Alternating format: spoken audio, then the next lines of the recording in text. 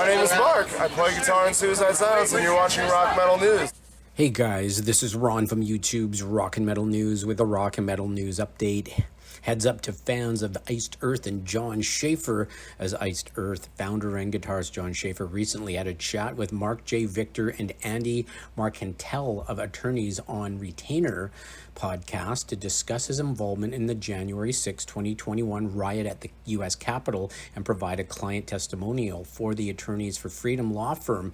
Check out the full interview. It's over an hour long. The link is in the description. And is it ever interesting? Speaking about his political activism prior to the events of January 6, 2021, Jon said, "I'm very pro-founding principle America, and we've obviously drifted pretty far from that, so that's bothered me for a long time for whatever reason. It probably has a lot to do with my father and studying, and I just love the story of the founding of this country.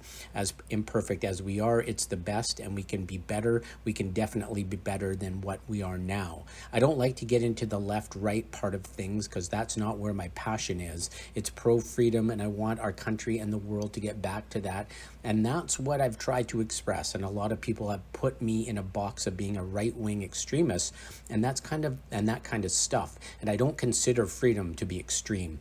Marc J. Victor told a federal judge that the guitarist had gone through 2 months of hell after he was detained, with other inmates allegedly targeting Jon with death threats and allegedly assaulting him with human excrement while he was behind bars.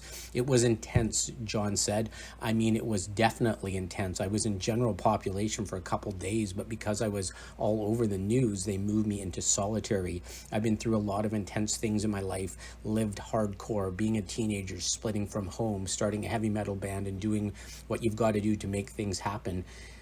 And that was intense, but dude, nothing compared to J6.